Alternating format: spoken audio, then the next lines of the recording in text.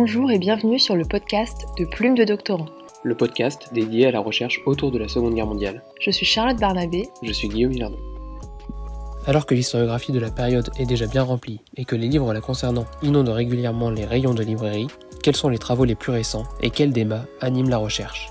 C'est ce à quoi nous essayons de répondre en échangeant avec chercheuses et chercheurs autour de la Seconde Guerre mondiale.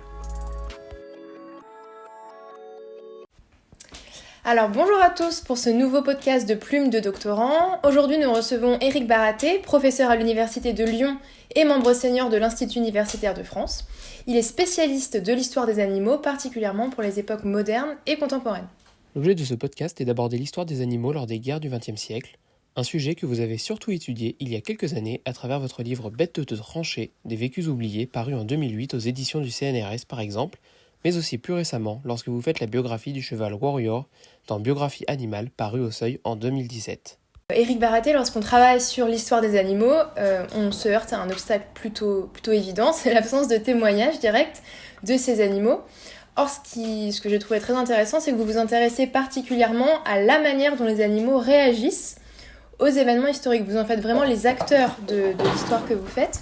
Alors, est-ce que vous pouvez nous en dire davantage, nous éclairer sur les sources que vous avez pu mobiliser, au-delà de l'archéologie, ce qui nous viendrait plutôt naturellement, mais en fait, Paris, c'est beaucoup plus divers que ça.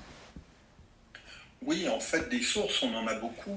Et le fait que les acteurs que l'on étudie, ici des animaux, n'aient pas témoigné, n'est pas un problème particulier, c'est quelque chose qu'on rencontre sans arrêt en histoire. Quand on veut faire l'histoire des paysans au Moyen-Âge, il n'y a aucun texte écrit par des paysans. On prend des textes écrits venant d'autres classes sociales, donc il y a une barrière de classe sociale.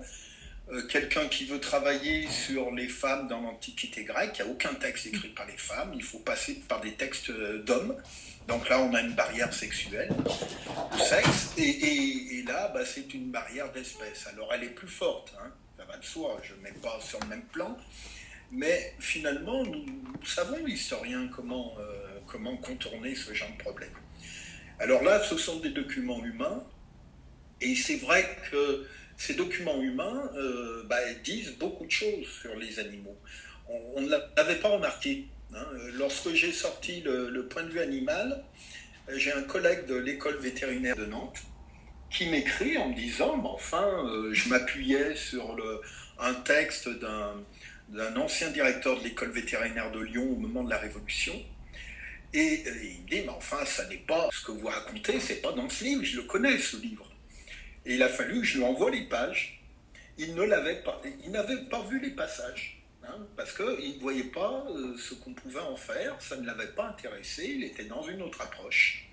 Et en réalité, donc, dans les documents, il y a plein de choses, et notamment sur les guerres, les témoignages abondent. Alors après, ils sont de qualité variable. Il y a des témoignants qui voient bien les choses, qui en parlent bien, et ça, on peut le juger en ayant des connaissances en éthologie, en vétérinaire, etc. Et puis il y en a d'autres qui ne voient rien, ou qui ne veulent rien dire, ou qui ne disent rien. L'exemple le plus typique que j'ai toujours en tête, c'est celui d'un artilleur qui a fait la guerre avec un attelage de chevaux, et il n'en parle absolument pas. À un moment, il a cette expression absolument symbolique, il dit « les canons arrivent au galop ». Si on venait de Mars, on pourrait croire que le canon marche tout seul. Donc en fait, on a la question des sources, on en a. Après, c'est comment on les travaille. Lorsque l'on vous lit, on constate un souci de se mettre au niveau de l'animal, de prendre son point de vue, et vous parlez même d'individu animal. Pour cela, vous expliquez que vous avez eu recours à l'éthologie par exemple. Qu'est-ce que cela apporte au travail de l'historien ? C'est important parce que si l'historien n'avait pas ce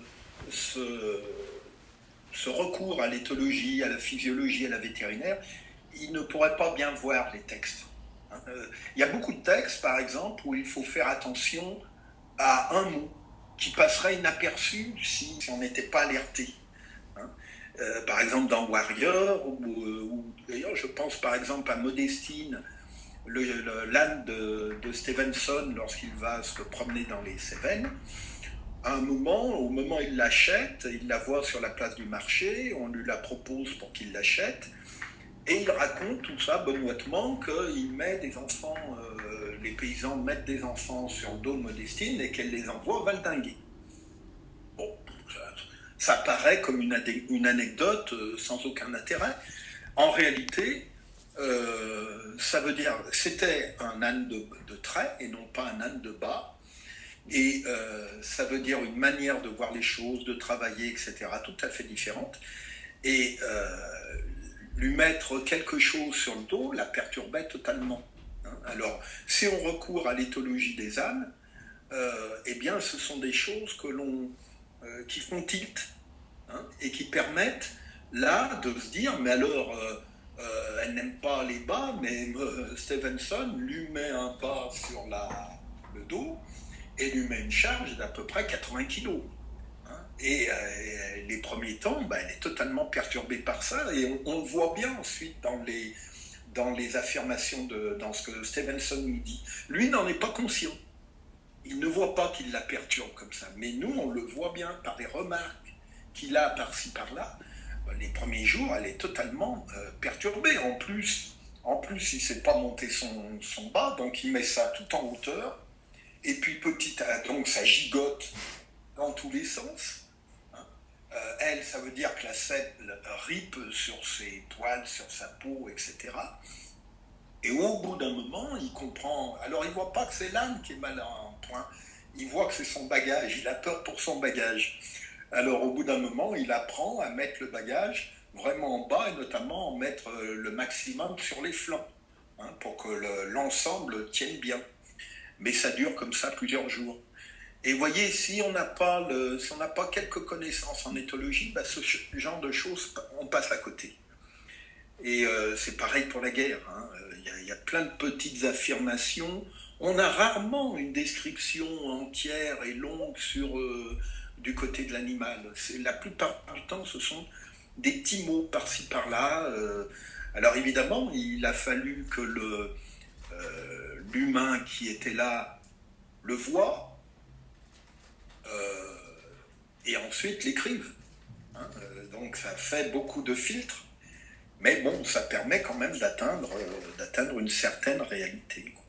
Dans votre ouvrage Bêtes de tranchée, vous vous intéressez surtout à la Première Guerre mondiale, donc ça nous intéresse à plus d'un titre. Alors est-ce que vous pouvez nous rappeler quels sont ces animaux qu'on trouve au front, comment ils sont enrôlés, sur quels critères ? Et moi, ce qui m'intéresse plus personnellement, c'est quelle est la place de ces animaux hors du front.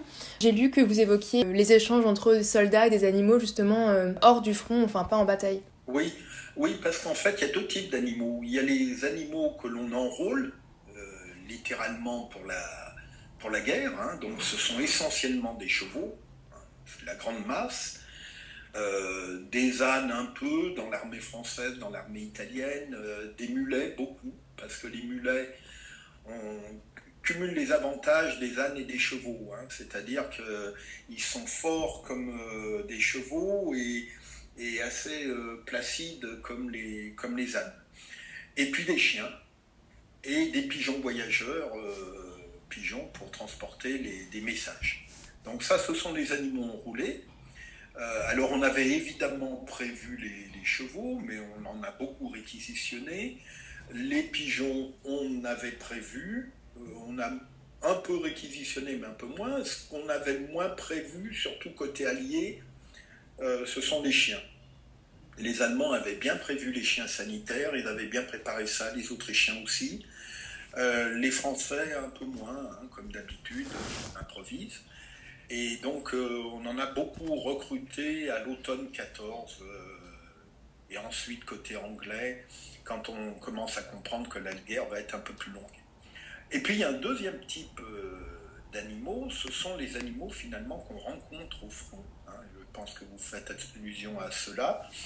Et ça c'est vrai alors on le voit dès l'été 14, évidemment, on a plein de descriptions qui nous racontent que les combats se déroulent dans la campagne, dans les villages, et que les paysans sont partis, ont laissé dans les champs, quand ils les ont laissés dans les champs, les vaches, ont lâché tous leurs animaux, les chiens, etc. Mais il y a d'autres fois où ces animaux-là ont été enfermés dans les fermes, et On a des cas de fermes brûlées avec les animaux dedans, enfin bref, mais ça semble quand même relativement peu fréquent. Donc il y a ce genre de contact au départ qui ne se passe pas toujours très bien parce qu'on a des témoignages qui montrent qu'il y a une partie des soldats qui s'amusent à tirer dessus, hein, qui tirent sur les vaches histoire de s'entraîner un petit peu. Et puis les choses changent avec la guerre des tranchées. Parce que là, évidemment, les soldats vont se retrouver avec la guerre. On ne combat pas tout le temps dans la guerre des tranchées, hein, même les combats, c'est un pourcentage, c'est très minimal. Et il faut un peu occuper son temps, et une partie des soldats va occuper son temps en cherchant des animaux. Alors, soit pour les chasser, les manger, et il y en a certains qui veulent en faire des espèces de compagnons. Alors qui capturent des petits rongeurs, des porcs-épics, des oiseaux, etc., etc. Et puis on voit arriver aussi beaucoup de chiens et de chats. Soit des chiens et des chats abandonnés sur place et qui se rapprochent des humains qui sont à la place, soit des chiens, pas des chats, mais des chiens que les soldats vont ramener de l'arrière. Ça, c'est une pratique alors qui est acceptée du côté des officiers. Dans toutes les armées, les officiers ont le droit d'amener un chien, par exemple, qui n'est pas accepté normalement côté des soldats du rang. Mais en réalité, on s'aperçoit que les armées tolèrent. Et alors, pourquoi tolèrent-elles ? Tout le monde comprend assez vite que ces animaux-là vont avoir un rôle psychologique extrêmement important, hein, un rôle de réconfort extrêmement important, et ça dans tous les... sur le front ouest, hein, je n'ai étudié que le front ouest pour des questions de langue, je ne maîtrise pas les langues slaves ou la langue russe, etc. Et donc sur le front ouest, ça concerne toutes les armées, et on a plein de photos, on a plein de témoignages, où finalement ces animaux présents-là permettent aux soldats de tenir. Ça leur fait penser à l'avant, quand on était en paix, ça leur fait penser à l'arrière, et puis ça leur fait penser, ça leur fait espérer dans le futur, c'est-à-dire qu'on va peut-être retrouver et espérer de retrouver ça. Donc c'est vraiment extrêmement important. On l'a oublié, ça maintenant. Est-ce donc finalement aux suites de cette Première Guerre mondiale que se développent les mascottes au sein des unités militaires ? Oui, alors au départ, c'est un fait commun dans l'armée anglaise, qui est une armée coloniale, et tous les régiments qui vont revenir de l'Empire pour participer à la guerre reviennent avec leur mascotte. Souvent, ils emmènent jusqu'au front, enfin pas en première ligne évidemment, mais qui va participer au front. Enfin, il y a même un lion, il y a un régiment, enfin un lionceau, hein, un régiment anglais qui emmène un lionceau dans les lignes. D'autres sont laissés à l'arrière ou sont laissés en Angleterre. Ça, c'était une pratique courante, hein, les Anglais, les Canadiens, etc., les Australiens. Par contre, en France, c'était réservé à l'armée, aux régiments coloniaux. Alors, les régiments coloniaux français, c'était souvent des chameaux, des dromadaires, des boucs, voire des petits singes. Mais l'affaire va se diffuser avec la guerre, effectivement. Et beaucoup de troupes, d'une manière officieuse, en fait, non reconnue, ou un régiment, ou un groupe dans le régiment, vont prendre une mascotte. Alors en fait, il y a des mascottes officielles, bien reconnues, et puis il y en a des quantités qui sont officieuses, mais qui sont importantes. J'avais retrouvé des textes où à la mort un officier, je crois, qui annonce à son groupe que leur animal est mort, et qui propose même de lui attribuer une décoration à titre officieux à l'intérieur du régiment. Enfin bref. Et ça, on va le retrouver, effectivement, ça va se répandre dans toutes les armées. On a plein d'histoires comme ça. L'Antini, par exemple, qui est récupéré par des Anglais le long d'un chemin, qui est très sérieusement blessé, il le soigne, et ça devient la mascotte du régiment. On a plein de photos sur l'Antini où on lui fait boire le thé, il aime beaucoup le thé sucré, il rentre dans les tentes des officiers, etc. etc. Hein, et là, on voit bien que c'est extrêmement important pour ces humains. Pour le moral des troupes. Pour le moral des troupes, exactement. Lorsque l'on pense Première Guerre mondiale et a fortiori Seconde Guerre mondiale, nous avons l'image de guerre s'inscrivant dans une nouvelle ère de la modernité, qui viendrait à l'image de cette mécanisation progressive des armées, du développement de nouvelles technologies en matière d'armement. Pourtant, on l'a dit, vous montrez bien que les animaux demeurent largement utilisés par les militaires, que ce soit pour leur force motrice, pour des raisons de communication, d'aide aux soins. N'est-ce pas là paradoxal ? Alors c'est nous qui faisons cette différence. Les gens de l'époque ne la faisaient pas. Hein. À aucun moment, un petit peu si l'armée anglaise, au début de la guerre, n'avait pas de chien, par exemple, parce qu'elle avait considéré que le téléphone, c'était moderne. Mais les chiens, à l'époque, dans les armées, les chiens messagers, c'est tout à fait moderne aussi. Hein. C'est quelque chose de tout à fait récent, et l'armée anglaise va s'y mettre, etc. Et en fait, la plupart du temps, ces gens-là ne font pas la distinction entre chevaux. Tout ça est complémentaire, en réalité. Hein. Par exemple, pour les messages, on envoie des hommes. Si les hommes n'arrivent plus à passer, on envoie des chiens. Si les chiens n'arrivent pas à passer, on envoie des pigeons. C'est tout à fait complémentaire. Pareil pour les chevaux vont arriver à passer, par exemple, dans des petits chemins des campagnes, des petits chemins qui sont bordés par des haies très, très importantes, soit en pierre, soit en végétal. Dans ces chemins, un camion ne pourra pas forcément passer, par exemple, parce qu'il sera trop large. Et l'attelage va passer, ou dans des terrains en terre, hein, des champs labourés, etc. L'attelage peut passer, un camion ne passera pas forcément. Et donc, c'est vraiment complémentaire. Et effectivement, ces animaux ont eu une importance absolument considérable. Hein. Je vous donne 3 exemples auxquels on pense peu. Le premier exemple, c'est la bataille de la Marne. Quand les Français gagnent la bataille de la Marne, l'état-major français ordonne d'en profiter, hein, logiquement, et d'essayer d'encercler l'armée allemande. Lui faire ce que l'armée allemande a tenté de faire et qu'elle a échoué. Eh bien, on n'y arrive pas. On n'y arrive pas. Pourquoi ? Parce que les chevaux sont épuisés.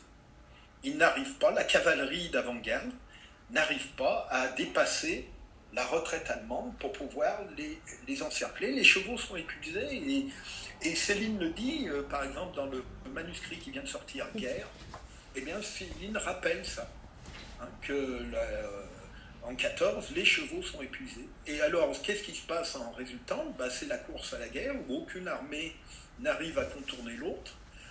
Et le résultat, c'est 4 ans de garde tranchée, ce qui n'est quand même pas une conséquence anodine. Un autre exemple, c'est au printemps 18, quand l'armée allemande lance la grande offensive qui doit aboutir à la victoire. Elle a rapatrié ses régiments de l'Est. Eh bien, elle a 2 doigts de réussir et elle échoue. Et elle échoue en grande partie, alors il y a la résistance des Alliés, il ne faut pas évidemment la nier, mais aussi parce que l'armée allemande ne peut pas envoyer au front, ne peut pas utiliser tous ses régiments d'infanterie, parce qu'elle n'a plus assez de chevaux. Elle manque cruellement de chevaux, et les chevaux qu'elle a sont dans un état, ils sont mal nourris, ils sont dans un état pitoyable, à tel point qu'à l'automne 18, lorsque la guerre est finie, les Alliés vont supprimer la plupart de ces chevaux qui ne sont plus récupérables, ils sont dans un état absolument pitoyable.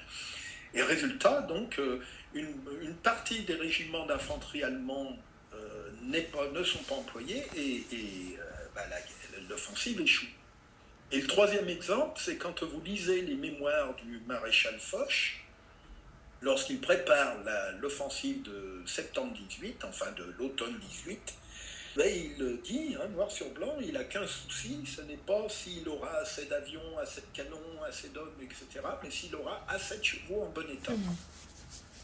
Et donc ça montre à quel point, pour ces gens-là, c'était absolument fondamental.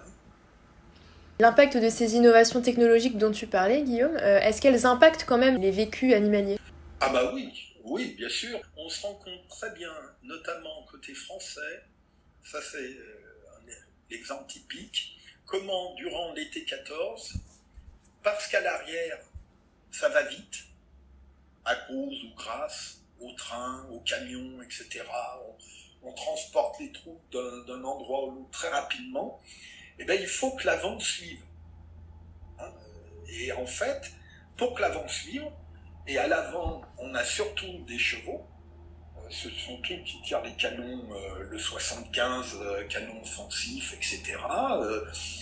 Eh bien, on va demander aux chevaux de faire des étapes absolument considérables. On va leur demander 40, 50, 60 kilomètres en une journée. Ça encore, si c'est un jour, ça va. Mais le problème, c'est qu'on va leur demander 2 jours, 3 jours, 8 jours de suite, et que la plupart des chevaux ne sont pas capables de tenir un tel rythme. Et là, on voit bien que la discordance entre entre guillemets, les nouveaux moyens et les anciens moyens. Et eux ne réfléchissaient pas comme ça. Mais il y a quand même discordance de rapidité.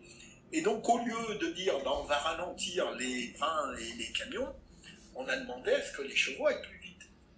En résultat, il y a eu une énorme mortalité équine l'été 14, dans tous les camps, mais en particulier français.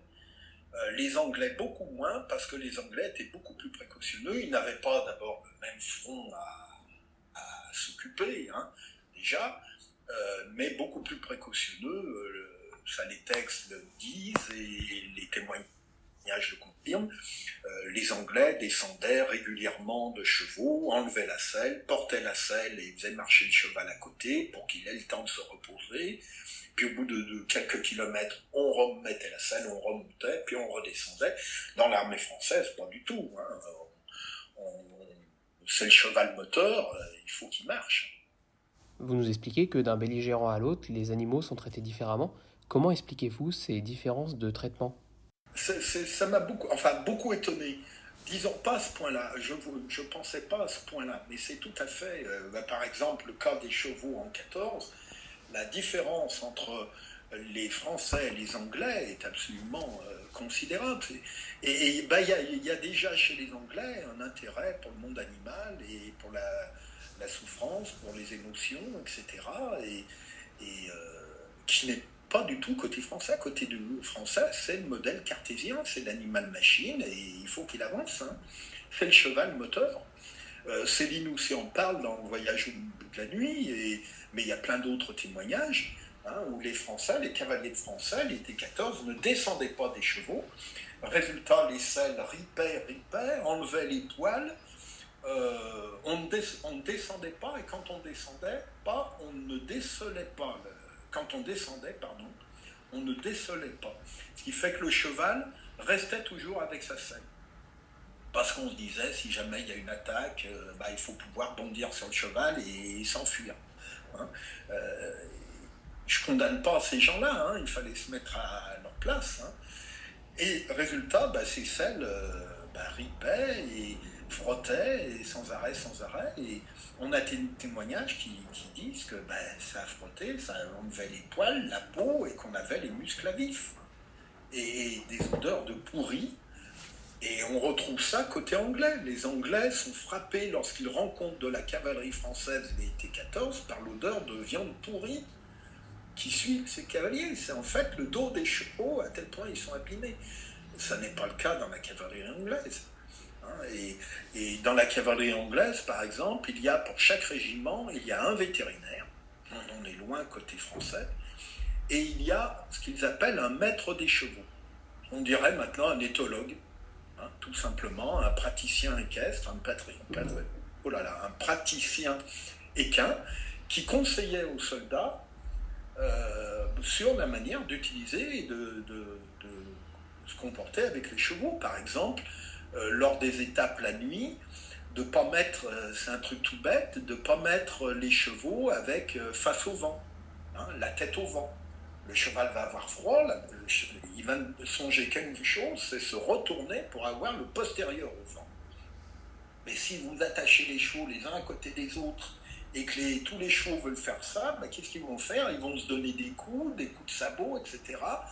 Et le lendemain, vous avez des chevaux absolument blessés, épuisés, énervés, etc. Ce genre de conseil dans l'armée française, il n'y en a pas. Et il y a aussi, pareil pour les chiens, les différences entre chiens allemands, chiens anglais et chiens français sont absolument étonnantes. Hein, et ça vient en grande partie de la manière dont on considère le monde animal. Hein, et la France, là, est vraiment... et le modèle cartésien de l'animal-machine est tout à fait... Sur les chiens, par exemple, on le sait très bien parce que les deux personnes, côté anglais et côté français, qui ont incité l'armée française et l'armée anglaise à multiplier les chiens, ont publié tous les deux, sans le savoir, hein, en même temps, mais sans se connaître, un livre racontant leur expérience, etc. Et ils montrent bien comment, côté anglais, on fait attention aux individus. Et donc, lorsque des chiens arrivent dans les camps d'entraînement, on leur fait passer des examens de passage. Et comme ça, on peut voir quelles sont leurs capacités individuelles. Et on peut décider que celui-ci sera meilleur pour porter un message, celui-ci sera meilleur pour autre chose, pour guetter, etc., etc. Chez les Français, c'est pas du tout ça. Hein, on répartit point à la ligne. Hein. Moi, ça m'a beaucoup fait penser, vous ne l'avez pas connu, mais à l'armée française que j'ai connue quand j'ai fait mon service militaire. Hein. Tu es cuisinier, tu feras chauffeur. Hein.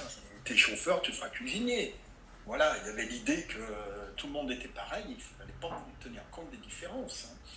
Hein. Alors, évidemment, côté anglais, ça donnait des chiens beaucoup plus adaptés aux choses qu'on leur donnait. Côté français, il y avait beaucoup d'échecs. Alors, c'était les deux extrêmes. Il y avait les échecs, et puis de l'autre côté, ils avaient des chiens qui étaient devenus une véritable machine. C'était le but, en fait.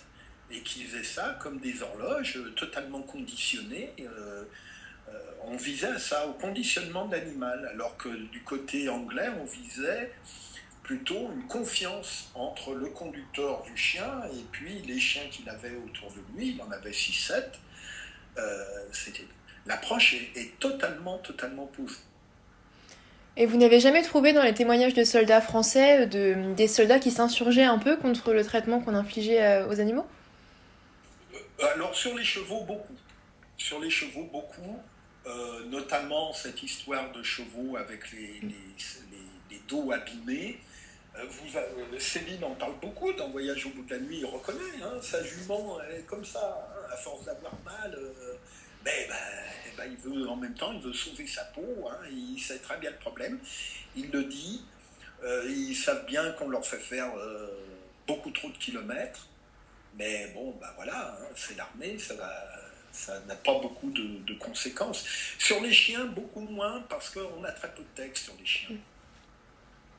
Si j'avais pas eu les deux ouvrages là, côté allemand aussi on en a, mais ces deux ouvrages par exemple ont été extrêmement importants pour savoir ce qui s'est passé côté chien. Parce qu'il y a beaucoup moins de documents. Les vétérinaires par exemple, vous avez des tonnes de documents sur la manière dont les vétérinaires soignent les chevaux. En plus, il y a une véritable inventivité à l'époque, hein, parce qu'ils se retrouvent devant des problèmes qu'ils ne connaissaient pas et il faut les résoudre le plus vite possible. On sait qu'il soignait les chiens. Je n'ai trouvé aucun texte de vétérinaire disant comment je soigne les chiens. Or, on a des photos, on a des films, donc il soignait les chiens. Mais manifestement, c'est pas la bête, c'est pas l'animal glorieux. Et voilà, on se grandit pas en disant qu'on soigne les chiens, quoi, manifestement. Hein. Et les pigeons, au moins. Hein. Et pourtant, on les soigne. Là aussi, on a des photos qui montrent qu'on les soigne.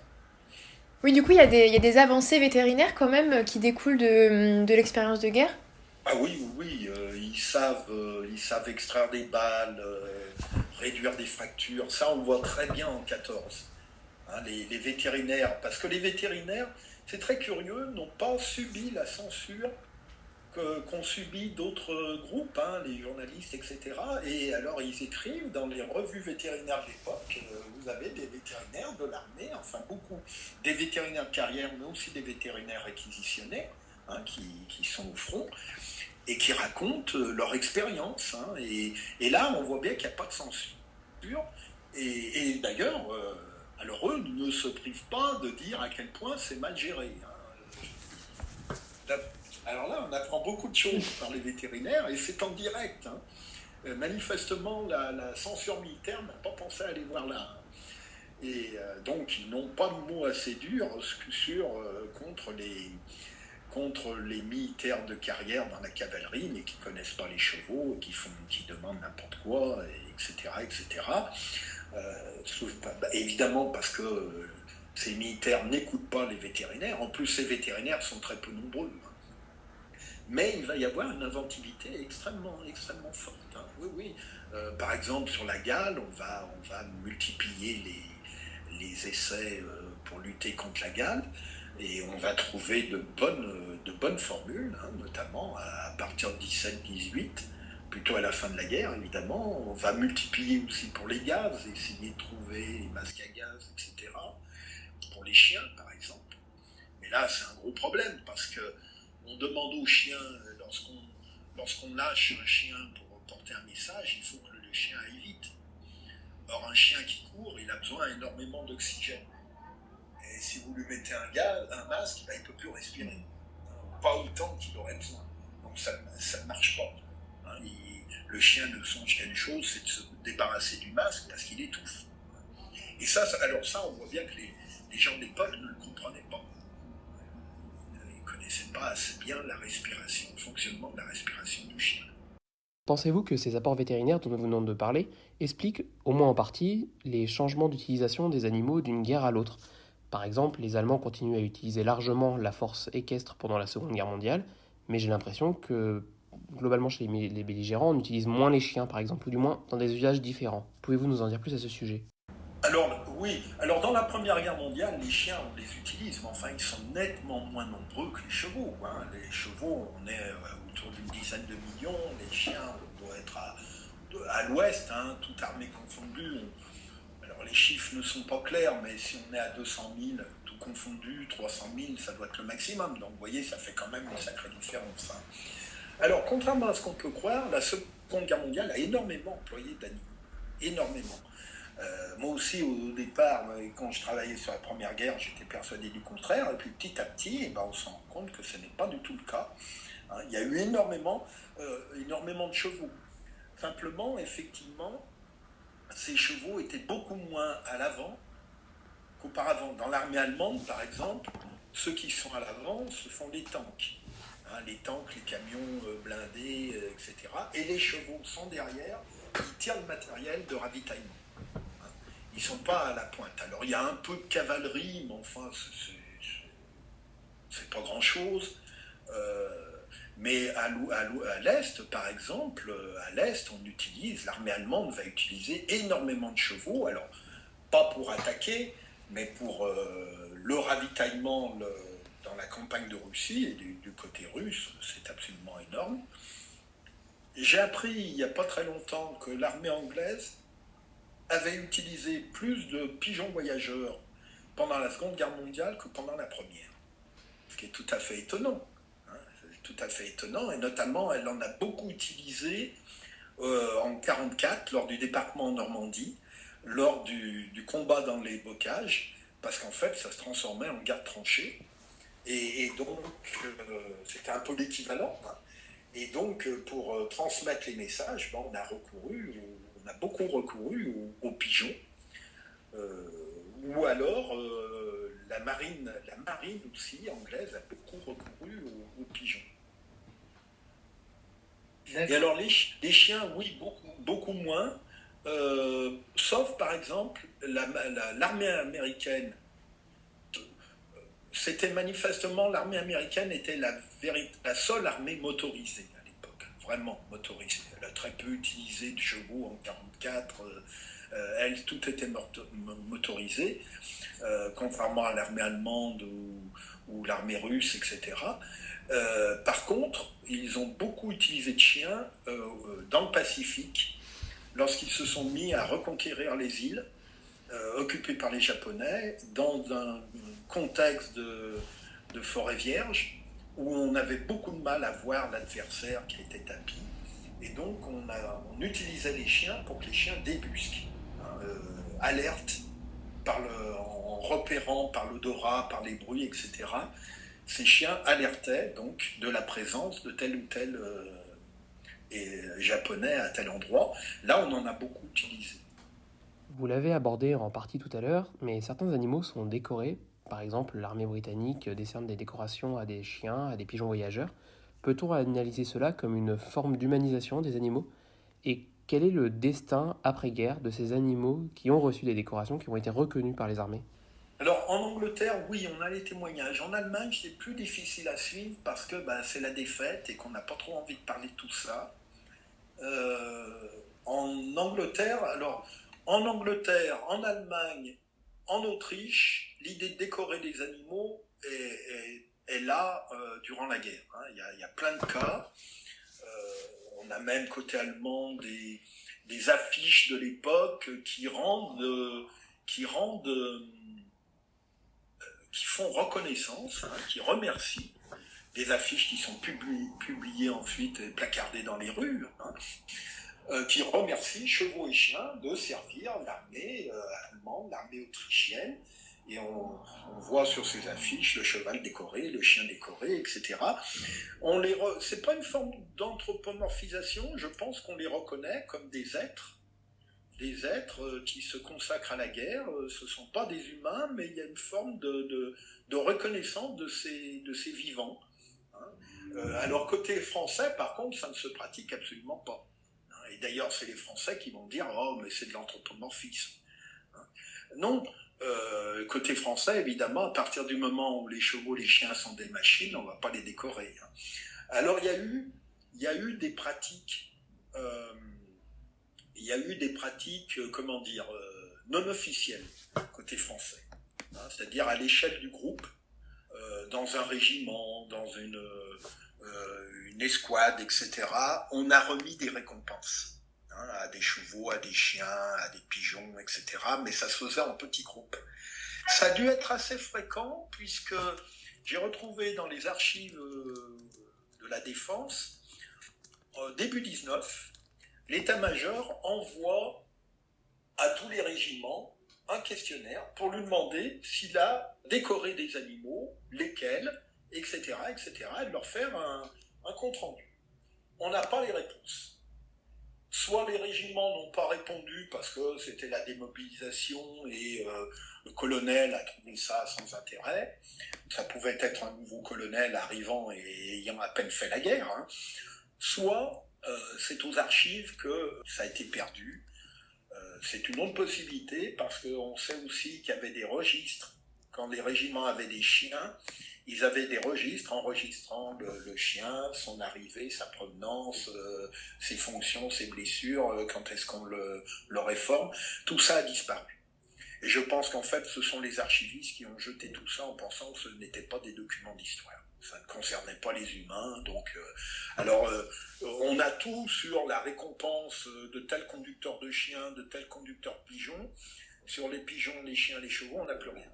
Donc il y a eu... Mais ça prouve que ça s'est quand même fait à petite échelle, quoi. Et que je pense qu'en 19, l'état-major français aurait voulu faire finalement comme les Anglais, quoi, ou comme les Américains qui ont médaillé aussi. Donc ça, c'était une pratique connue, mais français et italien, non. Là, on voit bien les latins en action. Et alors, qu'est-ce qui devenait après-guerre? Ça, on a des cas, par exemple le cheval warrior. Le cheval warrior qui a été beaucoup décoré parce qu'il a fait toute la guerre. Alors évidemment, il a fait la guerre, mais il était quand même un peu planqué. C'est bien pour ça qu'il a survécu à toute la guerre. Lui, il a eu beaucoup de décorations. Et après-guerre, eh bien, il participait en Angleterre au défilé d'anciens combattants. Et ça ne choquait absolument personne de faire défiler des chiens et des chevaux médaillés. Ça ne choquait. Je crois qu'on aurait fait ça au même moment en France, dans les années 20, avec un cheval ou un chien médaillé, ça aurait été le scandale absolu. En Angleterre, c'est absolument pas ça. Ça marche très bien. Alors, il ne faut pas non plus être manichéen. l'armée anglaise, lorsque la guerre s'arrête, l'armée anglaise n'a pas du tout envie de payer le rapatriement de tous les chevaux qu'elle a. D'autant plus qu'au même moment, pour compenser le départ des chevaux, on a largement mécanisé l'agriculture anglaise. Donc finalement, les rapatriés pour en faire quoi? On ne saurait pas trop quoi en faire. Hein. Et donc l'armée anglaise va vendre ces chevaux soit aux bouchers français, donc les braves chevaux vont finir à l'abattoir, soit à des paysans. Et ça va déclencher un véritable scandale avec manif des associations de protection anglaises, ce qui fait que l'armée anglaise va installer des maisons de retraite pour chevaux, non pas en Angleterre, elle ne veut pas payer le transfert, mais elle va installer ça le long des côtes françaises. Il y a plusieurs établissements de retraite qui sont créés. Alors ce qui serait intéressant, c'est de retrouver les archives de ces maisons et de voir ce que c'est devenu exactement. Mais c'est vrai que cette histoire de médaille, les Américains aussi, ils ont médaillé plusieurs chiens, des pigeons comme Cher Ami, etc. Ça va avec cette idée d'une individualité des animaux, hein, et d'une reconnaissance de cette individualité, côté français. Mais ce qui est marrant côté français, c'est qu'on voit bien qu'au niveau officiel, on n'en veut pas. Au niveau officieux, ça se pratique. Cette question de la reconnaissance des animaux me faisait penser à l'histoire du cheval Héris XVI. Héris XVI était donc un cheval à Saint-Cyr qui a été monté notamment dans l'entre-deux-guerres par le capitaine de Haute-Loc, donc le maréchal Leclerc. Et ce cheval aurait été fusillé, si on reprend les termes, par les Allemands en juin 1940 pour acte de résistance. En fait, il aurait tué un soldat allemand. Comment analyseriez-vous cette anecdote ? Là, le cheval sert un peu de succès d'année de l'homme. Alors, je le connaissais, mais je ne l'ai pas travaillé. Il faudra aller voir les textes à fond. Parce qu'il y a beaucoup de légendes qui se mettent par-dessus, tout ça, et il faut creuser. Ça, j'avoue que je n'ai pas creusé. Je sais que Cher Ami, par exemple, j'avais creusé un peu et j'ai eu l'impression que la réalité, ce qu'on nous disait, n'était pas forcément la même chose. Et là où j'ai bien creusé, c'est pour Vaillant, le pigeon Vaillant, le pigeon du Fort de Vaux, où on nous dit qu'il a reçu la Légion d'honneur, etc., etc., et tout ça est faux. Il n'a jamais reçu la Légion d'honneur. C'est l'association colombophile de Verdun qui, sans doute, avec l'accord du gouverneur militaire de Verdun, a remis au pigeon Vaillant un diplôme aux couleurs de la Légion d'honneur. Ils ont fait un diplôme ressemblant. Et de là, c'est parti. Maintenant, vous avez dans plein d'endroits, on va vous dire que Vaillant a reçu la Légion d'honneur. Donc, il faut faire attention à tout ça. Là, je ne pourrais pas vous dire plus, parce que je ne l'ai pas travaillé. Je le connais, mais comme ça. Je ne suis pas allé... j'ai pas travaillé l'affaire. D'où l'intérêt de revenir toujours aux sources, en tout cas pour vérifier. Oui, parce que Vaillant, c'est tout à fait remarquable. C'est le dernier pigeon du commandant Raynal. On nous en fait le héros. En réalité, ça a été sur les 4, ça a été le plus mauvais pigeon. C'est celui qui a mis le plus de temps pour rejoindre Verdun. Et à tel point que son message n'a servi à rien lorsqu'il arrive. On les trouve à Vincennes, on a les registres où on enregistrait les messages des pigeons, donc on a tac, on les a tous. J'ai retrouvé les 3 premiers pigeons avec les messages dedans, donc alors que le commandant Raynal ne parle pas de ce qu'il avait mis dans ses messages. J'ai retrouvé le contenu des messages dans ce registre. Il n'y a pas le message du 4e, parce qu'il est arrivé le lendemain, ce message ne servait plus à rien. Bon, alors à sa décharge, il est sorti au moment où ça bombardait le plus. C'est quand même une sacrée décharge. Bon. Il n'empêche qu'on en a fait un héros, comme quoi il a averti très vite Verdun, ce qui n'est pas vrai, qu'il est allé tout droit sur Verdun, ce qui est manifestement pas vrai, puisqu'il met plus de 16 heures pour rejoindre Verdun, là où il faudrait en temps normal 20 minutes. Donc ça veut dire qu'il s'est perdu, ou alors il s'est caché parce que ça bombardait trop. Hein. Bon, voilà, on est là dans la reconstruction légendaire. Et c'est très intéressant de voir comment la légende s'est créée. Hein. Le commandant Raynal, par exemple, lorsqu'il rentre de captivité, il a le héros animal du fort de Vaux, il est là, c'est le chien Kiki. Le chien Kiki, qui était un chien de tranchée, tout simplement, hein, récupéré dans une tranchée et devenu un chien compagnon, a été confié par son maître au commandant Raynal.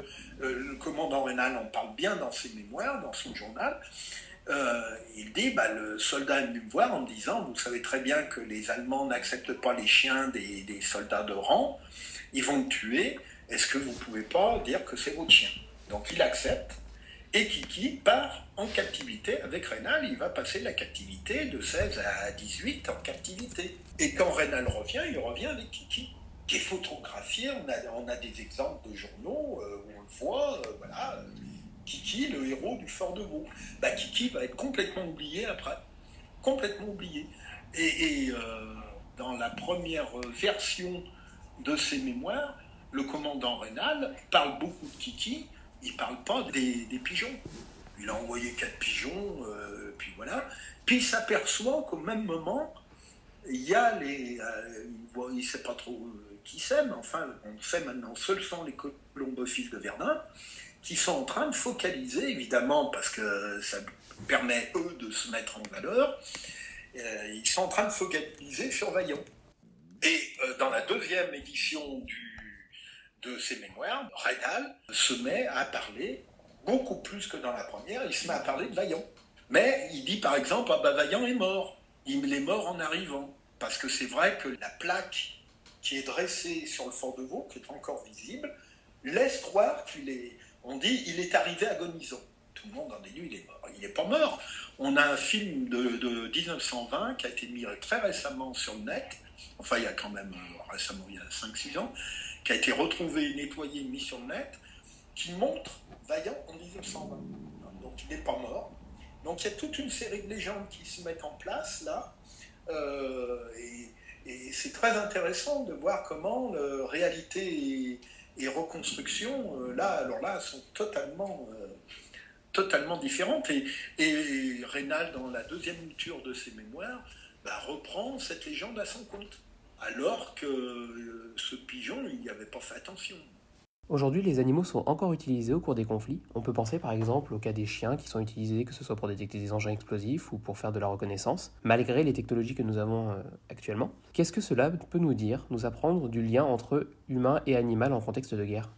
Alors ce sont les chiens qui sont utilisés. Alors c'est vrai qu'on utilise aussi, il y a des dauphins qui sont utilisés, par exemple dans l'armée russe ou l'armée américaine, dans les ports pour détecter des plongeurs, d'éventuels plongeurs. Donc les dauphins peuvent alerter sur l'arrivée de tel ou tel plongeur. On les a aussi, on a essayé de les utiliser pour aller poser des mines sur les coques. Le problème, c'est que, encore faut-il que le dauphin différencie le bateau ami et le bateau ennemi, qu'il n'a pas à mettre une mine sous le porte-avions de son armée. Donc ça, c'est pas forcément très efficace. C'est plutôt l'alerte dauphin. Alors c'est en fait plutôt les chiens qui sont utilisés là dans tout. Alors à la fois police, les forces d'intervention de la police, de la gendarmerie et les armées utilisent beaucoup les chiens, les parachutistes, etc. Alors c'est des chiens qui leur servent beaucoup pour la détection. Détection du danger, détection de l'adversaire, où il se trouve, etc. Et ce qui est très intéressant, c'est que ces armées ont compris, au moins en Occident, je ne sais pas côté russe, par exemple, ou côté chinois, mais ces armées ont nettement compris que pour que le chien soit efficace, il faut faire attention à lui. Autrement dit, finalement, c'est la version anglaise de 14 qui l'a emporté. On a compris, notamment dans l'armée française, qu'on ne peut pas, le chien, c'est pas une machine.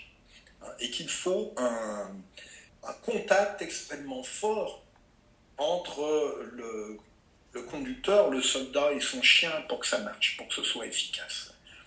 Il faut vraiment que le chien ait envie de se dévouer pour son maître.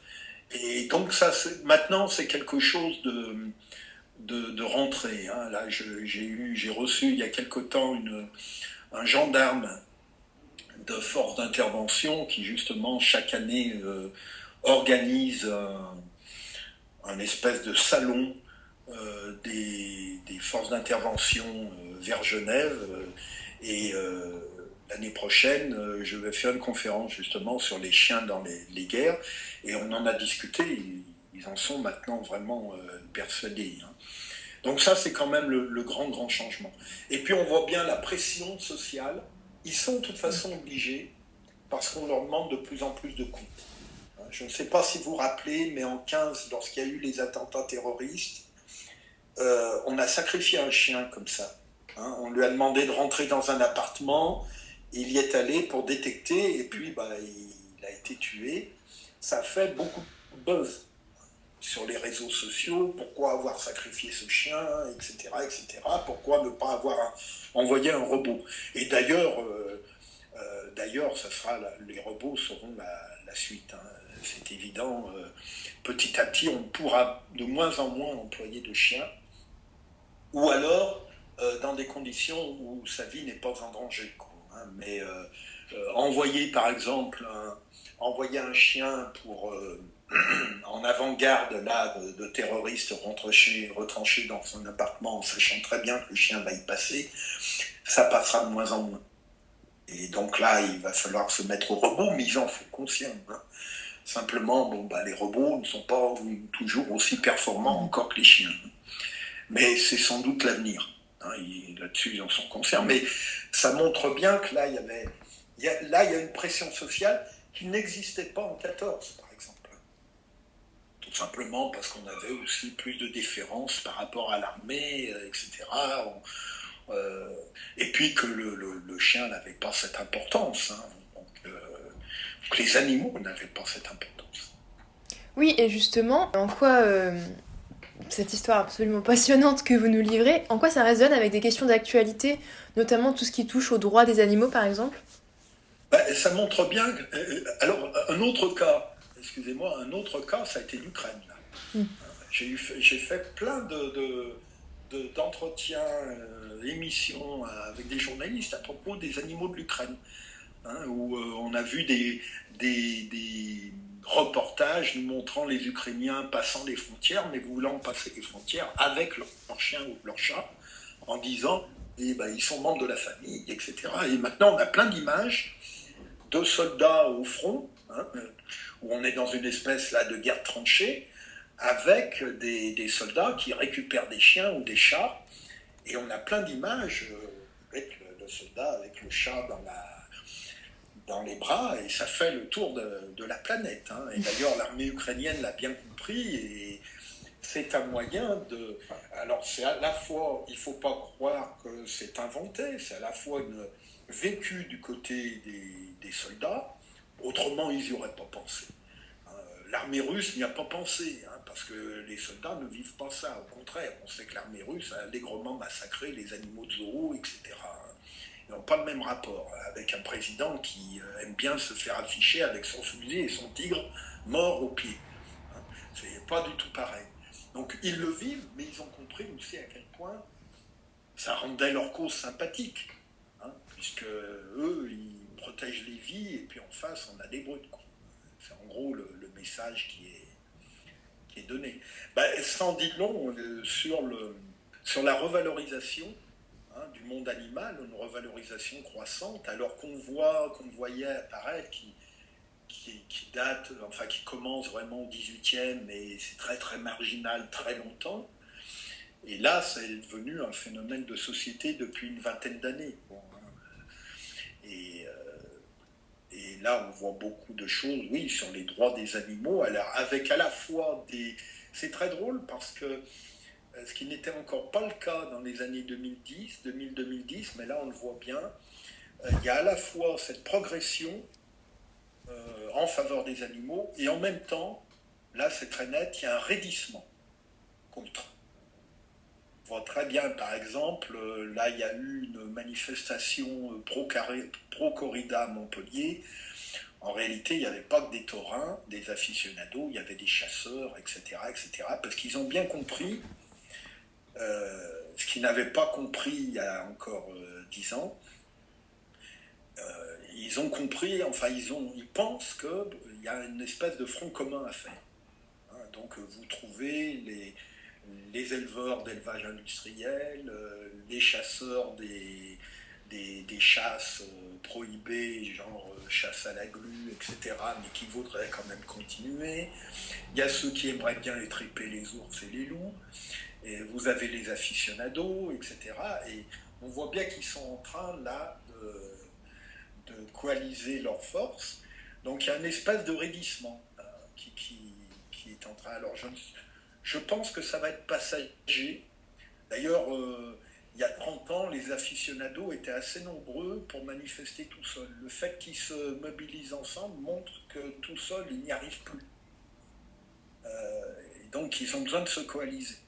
Ça montre quand même, c'est à la fois un raidissement et en même temps un signe de faiblesse.